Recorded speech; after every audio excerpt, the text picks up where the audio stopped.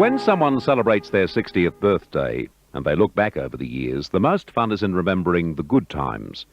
But if you're honest with yourself, you have to acknowledge the not-so-good times too, for reasons of balance, if for no other motive. And the same goes for a radio station. We've talked about the goldmine years of the 40s, 50s and 60s. But it's no secret to the radio industry in Melbourne, and indeed to the listening public, that the extraordinary success stories from our past have not been as forthcoming in the 70s and 80s. 3DB for 30 years was considered the most successful single broadcasting station in Australia. But then came the harder years. Harder in terms of retaining our success, and then the battle to regain our success.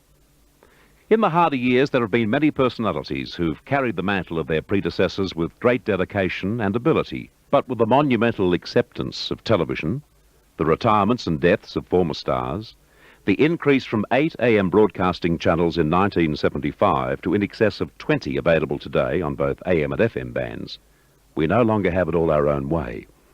Not only is the competition big in numbers, but it's at its most competitive ever in quality. In some ways, it could be seen that we're paying for our runaway success for all those decades. The big boy was taken on by former opponents it used to wipe the floor with. But now it was our turn to be up against the ropes. And while we've had a lot of good people in our corner, it just wasn't enough. Everyone has a theory on what went wrong. As a listener, I remember many good things still happening. DB pioneered talkback radio with Barry Jones, now a member of the Bob Hawke government, and Gerald Lyons scooped away from the ABC. But what did go wrong? Again, purely as a listener, it just seems to me that it's more than a coincidence that there was a definite change in listener climate when John Eden was taken from his breakfast program back in 1975. If it wasn't the cause, perhaps it was at least a symptom.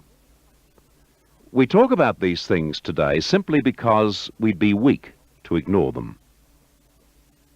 Speaking of John Eden, this is his theory.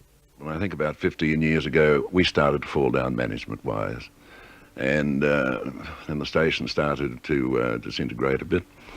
And then we let the young predators in.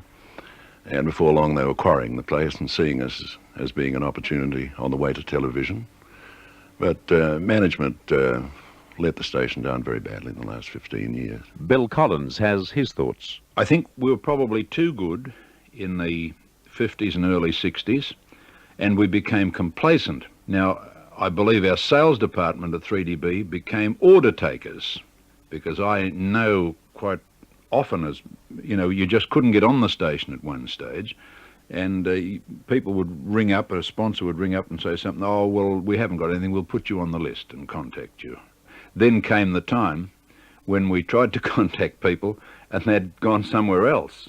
And that was the start of the fall there, I believe. And I think all of us, practically right through the station, had become so complacent that we were the top and we didn't have to do much about it. It just happened that we suddenly became challenged in all areas. And also, there was a bit of an economic recession in the 60s, in the early 60s, and I think this also hit at the advertising. We weren't prepared to fight back. And it was a very, very sad period. And also, it was getting to the stage, I suppose, where we were losing a lot of our stars, such as a couple of football teams might do all at once. You lose 4 or 5 of your top players all at once, and suddenly you're back in the centre of the field or towards the bottom. I think this may have happened to us also. Lawrence Costin, by virtue of his 30-year service to 3DB, has earned his say. Well, I think one of the main reasons I've always considered was that we moved from being what was termed a family station or a family sound to try and compete with, shall we say, a more younger sound.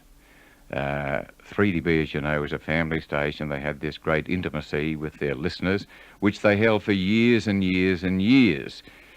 And in the early 70s, it was suggested that 3DB's listeners were 50 and over. And it was of the opinion that those people 50 and over were not what was required in what, shall we say, the new 3DB. They felt that they did not buy the products that were advertised, that they would not have the money that the younger people would have to buy the various products that may be advertised on the air, and so they turned around the complete format of the station to a much younger sound. And I think this great turnaround caused most of the older listeners to move to other stations, and as there were already 2 or 3 stations on the commercial dial that played young music and had got a head start, they stayed there, with the result that we neither got the older nor did we get the younger listeners, and we were in between. And I think this was the major reason why we moved away from that family type sound to a younger sound that caused the rift. One of the shining hopes of those grey years was a young announcer who first joined 3DB in 1965, while the station was still enjoying its place at the top. And he stayed for 16 years and became known as the angry young man of radio. Dennis Scanlon. Bert, my first memory is, it's gone now, but I was in the old 3DB when I started, where the Herald loading docks are now, or part of the loading docks in Flinders Street. It was a dreadful old building, but it was loaded with atmosphere. And I used to was hired to do the Midnight to Dawn show, and we used to do that not in the main studio, but a little studio downstairs, where there was no air conditioning. In summertime, you virtually sat there in your jockettes, and in winter, you sat there huddled over a one-bar radiator. But it was fun at those days, Bert. We had a great team there. We had John Eden, of course, was doing breakfast. David Johnson was there. He was doing mornings. Lawrence Costin, Charles Scase, and I'd come from 3XY, which is basically a music station, to the then personality station of Melbourne. And in those days, they were rating #1. And I was a bit overawed at first, but I just remember the unbelievable warmth that people like John Eden showed me, and the guidance that people like John Eden showed me. And it was fun. Even though the amenities were diabolical, it was a fun time. While Dennis was here, the station went for that change of audience that Lawrence spoke about. And we tried to get the young people. We tried to update the music, but we sort of did it in a schizophrenic fashion. We still had talk back between 9 and 11, and we'd follow 2 hours of talk back with Led Zeppelin. So if we were going after young people, we didn't do it properly. But it was my opinion that we shouldn't have worried about young people. We sort of had the image of a family station, a part of Melbourne, like TUE was in Sydney. And I think that was the start of it, Bert. We virtually said to everyone over 40 years of age, look, 3DB is going to change. We don't want you. They left us. We didn't get the younger people because they had the idea of 3DB being this family station, perhaps appealing to an older audience.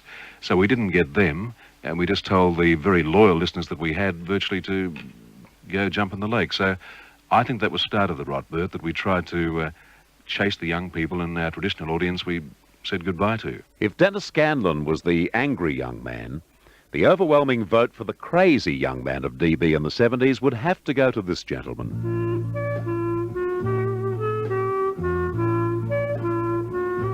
So, I see that 3DB has 60 candles on its birthday cake. Well, I hope the fire brigade has the cake under control. Hello, this is Rick Melbourne. Yes, I was with 3DB for 5 of those 60 years, 1975 through to 1980. I remember Mr. Murray, Mr. Lee Murray, mine and everyone else's announcing teacher, saying to me, "One day, son, I'm going to get you into 3DB, despite the fact, son, that you don't barrack for Collingwood." Ah, dear Mr. Murray. Well, he was right. But I didn't join 3DB until 1975, some 10 years after his prophecy. And true to my radio career, it was through a revolution. Gone was the call sign 3DB. In its place, a star-spangled logo which read DB Music. Ah, yes, we spared no expense. We hired Chelsea Brown to sing the jingles. Chelsea Brown. Funny, isn't it? Today it sounds like a fence stain. They put me on the breakfast show, and I'm pleased to say I went from 6 points up to 15.7 in the first year. Been a while since 3DB hit those figures. Oh, but to this day, I certainly do thank you, the people of Melbourne. It was an exciting time for Melbourne radio. Yet it was more than that. New music was emerging. Remember? We called it disco. Rick's stay at 3DB the first time around was to be short-lived. His departure from the station to join 3KZ was headline news. It's over 10 years ago since it happened, and there are various versions of the story told.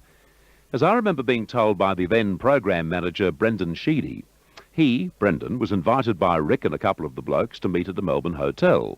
Brendan accepted the invitation to find that the reason for the rendezvous was a mass resignation. Rick, his newsman Robert Hicks, the Midnight to Dawn announcer Ron O'Neill, and DB's morning personality Ted Bull were flying the coop, landing on the Trades Hall, home then to 3KZ. This is how Rick remembers it. It was about this time that old Mother 3DB and I had a fallout. I think it was about money. But then again, I'm not the first disc jockey for this to happen at any radio station, am I? Thank you. Well, of course, this is what triggered the great radio raid. It's now history, but a deal was drawn up that saw myself going to another said radio station as program director and breakfast announcer. Well, I very sadly told my newsman of my intentions, and he signed up at once. As did the morning 9 to 12 announcer. Well, he'd been fired anyway, along with the afternoon announcer. And it suddenly dawned on me, with all these people leaving en masse along with myself, 3DB would be without an entire daytime lineup. Oh, Melbourne, what have you done? Well, when the news broke in the press, utter mayhem, and they have never seen that again.